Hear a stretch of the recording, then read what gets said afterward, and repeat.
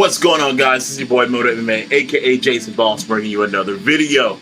If you could, please comment, like, subscribe, hit the notification bell so that way you can see any new videos that I put out. Now on to the topic at hand, UFC 264. A lot to unpack here, guys. As far as being the bad guy or the infamous guy in a combat sport, whether it be boxing or it be MMA, what are kind of the pros and cons of it? You know, what happens with Conor McGregor next? Let's just dive in that, guys, get this all unpacked. First off, I want to say UFC 264 was an awesome event, and I really had a good time watching it. Now, the Conor McGregor fight, I don't think the way it ended, honestly, I don't think that's the way any of us would have saw it ending. A lot of people were hardcore rooting for Conor. They figured he'd come in and dust off Dustin. A lot of people were rooting for Dustin. Figured he'd come in and mop up Conor. And what happened was something kind of in between those two. Conor McGregor and Dustin Poirier went to blows. Conor came out pretty strong in the very beginning with a lot of kicks. I guess to show Dustin that he had improved his kicking game and that he could beat Dustin and the way Dustin beat him. But in the end, Dustin kind of took control. He started banging Conor up a little bit on the feet, and then he got the takedown. Once he got the takedown, he was definitely in control. Conor McGregor has not had the best ground game, guys. That's just how it is. He grabbed Dustin's neck to try to get him in a guillotine. Dustin was like, not really worried about that. You could totally tell. Got his head out, still beat up on Conor. Conor did grab Dustin's gloves to try to throw up kicks, which in the UFC or in MMA, period, you are not allowed to grab the inside of the gloves and hold on to the fighter's hand, you know, so they can't pull their hands free or whatever, or that you can pull them down to you. Same thing with like the shorts or something. You can't actually grab them and like pull the inside of clothing or the gloves down. That is considered cheating. But hey, Conor is Conor, guys. What can we say? But Dustin was definitely dominating him, and once again showed that Conor just, I think, has a flaw when it comes to the ground game, and he just hasn't evolved in it, and his energy can be sapped. Conor stands back up. If you guys take pay attention to the very beginning of this sequence, Conor throws a right. His leg buckles this way, so it was already a crack or injury when he threw that right. And then when he stepped back on it, it just went completely boom.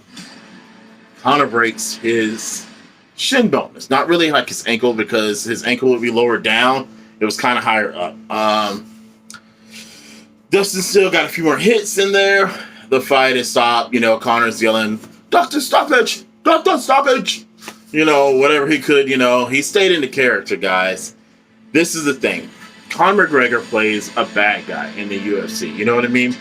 Now, the UFC is nothing like the WWE, guys. The UFC is as real as it gets. But however, the WWE has shown one thing, though. Entertainment brings people. Okay? Period. Entertainment brings people. Conor McGregor, for whatever reason, has chosen to be the bad guy. He, in the second fight, was like the good guy with Dustin. A lot of people didn't like that. You know, he was nice or whatever. People said, Conor, you know, we need the old you. We need that fiery, angry, mean you. We need this Conor McGregor that was hungry. And, you know, maybe he was hungry to a certain extent, you know, in this fight. I'm sure he was, you know, but to play that bad guy the way he was playing it, guys, I don't think that's what you need to do. You know what I'm saying? Granted, it gets you get butts and seats. You get butts and seats. If you're infamous, you get butts and seats. Because here's the thing. You got people that love you, and you got people that hate you that will pay big money to watch you fight. Big money just to watch you fight. And that's what happened with Conor McGregor. You know what I mean? I personally wasn't a McGregor fan. I tuned into the fight. I wanted to see Dustin win. There was tons of people that were McGregor fans that wanted to see Conor win, you know what I mean, to see Dustin lose, you know. Amazing. He makes great money for the UFC, so being infamous really is this big draw, but it has a lot of pressure. A lot of pressure. pressure. And unfortunately for Conor, and the same thing happened with Anderson Silva. Anderson Silva was infamous, but Anderson Silva had this era of seeming invincible, right? Then Anderson started losing. And once you lose once, the part that made people scared of you changes. They're not scared of you anymore. Now they're seeing you as almost mortal, regular guy. Oh, wait, he does have this loophole. Oh, wait, this is a way to beat this guy. And I think what happened with Conor, because he wasn't active a lot, guys, I think they said only fought like, what, 3 or 4 times, 5 times, I think, within like a 5 or 6 year like period. So it was only like maybe like once a year.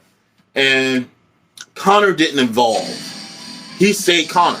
He stayed just regular striker, where these other guys, after watching Khabib, began to put the recipe together. Because Khabib even cracked Conor one time and knocked him down. So then they saw that Conor can be stood up to. Then they saw that Conor has this thing with the ground. It made Conor seem human, not as scary. So now we got Conor on the ground, leg broken, calling Dustin Poirier's wife a hoe, saying she had, DM'd him and all that kind of stuff, which she did, but it was more than likely about the business and stuff like that. Nothing the way Conor was trying to make it seem. But Conor had to shoot the promo for Dustin Poirier, Conor McGregor 4 right then and there. You know what I mean? He knew that he needed to do something to keep himself in the spotlight. We're still talking about him right now. So good job to Conor. He got what he wanted. He wanted people to still talk about him. We're still talking about him. But, however, will it make a difference? I don't know, because at this point, if Dustin becomes the champion, Conor will not get the automatic, shot to skip right up and just fight for the title. He won't. You know what I mean? Conor will have to earn his way back to that title. And that's the thing that I think may slow Conor McGregor down. He's going to have to fight somebody in the meantime. And the question is, who does Conor McGregor fight? I mean, and it's really like the main question. Who does McGregor fight? Does he come back and fight a tin can? Guys, I want to be honest with you. Dustin Poirier was supposed to be the tin can. He was supposed to beat Cowboy, which he did. He was supposed to step up slightly, beat Dustin Poirier. But Dustin showed something that the UFC wasn't ready for. He was no tin can. Dustin had evolved. Now Dustin is looking at, I think, a fight, maybe even with Nate Diaz. It's talking about at 185 pounds.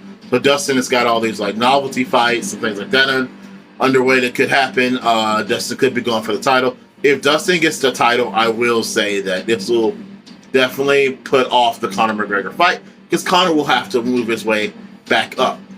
This is not how Conor wants to go out. Okay? Conor doesn't like the talk that people are giving him right now. This is the Conor McGregor of old, the Conor McGregor of past. This says that you're no longer the man. This is not the guy who you once were. Conor may not be as hungry. They can, maybe truly say that. I can see that. I think they say he has a net worth of $480 million. He's not the poor guy that he used to be. He may not be as hungry. I can agree with you there. But there's a part of him that still wanted to go out, I believe, on top and, seeming like the man at least. You know what I'm saying? But, playing the bad guy, it's just so much pressure, and you have to keep it right at that level, And for Conor, $20 million, a win, which, by the way, I heard that's what he got, $20 million, and Dustin only got $5 million. So $20 million to show up. You're not going to get that as a bad guy that gets his butt kicked because no one cares. It's the same thing if you look at, we're going to spin this over to boxing, Jake Paul. Jake Paul is infamous, guys. People pay to see him win. People pay to see him lose. It's a debate between him and Tyron Woodley. It just is. It is something about entertainment that outshines the real deal. I don't know why. You know what I mean? we didn't tune in as much to see Anderson Silva fight as much as we did to see Jake Paul fight. And we're going to tune in when Jake Paul and Tyron Woodley fight. I can guarantee you right now. People are going to tune in for that fight. Miesha Tate just made her comeback to the UFC. People watch, but people wasn't watching as much as they will be watching Jake Paul. A 3-0 guy who has basically only fought one real fighter who was coming off of hip surgery. Okay? When he fought Ben Askren. No other real fighters per se than that. But we still gonna tune in. This is a real test, I think, with him and Tyron Woodley. But Jake Paul has showed anything that this infamy that makes people love and hate you will draw people to you. This fame, this celebrity, you know what I mean? But it's a lot of pressure for Jake. Jake gets dropped by Tyron. We might watch Jake and Tyron one more time. Jake gets dropped again. Jake is done. Jake has enough money. Jake can move on. Yes. I get it. Whatever. But you lose that feeling of infamy and you're just unbeatable. You lose that after a while. You have to keep that up if you start that way. Which brings me up to my last subject. We had a guy, a local fighter, Trap Gambino. I talked about him in one of my other videos. This guy, never fought before in his life. Last night, I tuned in, paid to watch him fight, as did a bunch of people in the crowd. This guy has done an awesome job at becoming infamous. You know what I mean? He plays a character who is like a cocky bad guy, and he plays the character of like a drug dealer slash, pimp and all this kind of stuff, And we want to see Trap fight. Some people want to see Trap win. Some people want to see Trap lose. I personally want to see what he would do, period. Because I felt like with the pressure that he put on himself, this infamy role was a lot for an 0-0 guy, okay? Who's not even pro, by the way. This is an amateur fight. So you're not really making big bank or nothing like that at all from this. It did not go his way at all. He lost the fight. If you want to see the fight, I'm going to put the link to Rise down there for you guys. Hey, get out there. Definitely show some support to some of your local fighters, guys. We really need that. But for Trap, man, playing the bad guy as just an 0-0 could definitely, for him, be something that ended his career before it even started. So, guys, that's in the video. I want to know what you think. What do you think? Is the infamy role the role to play? Do you go out there and try to be the bad guy or the guy that people love to hate? Or is that just too much risk that can end your career? This is your boy Moto MMA, aka Jason Boss, saying I got some big news coming up for you very soon. Thanks for watching, guys. Comment, like, subscribe, and you have to hit the bell so you'll know when I put out another video. Peace.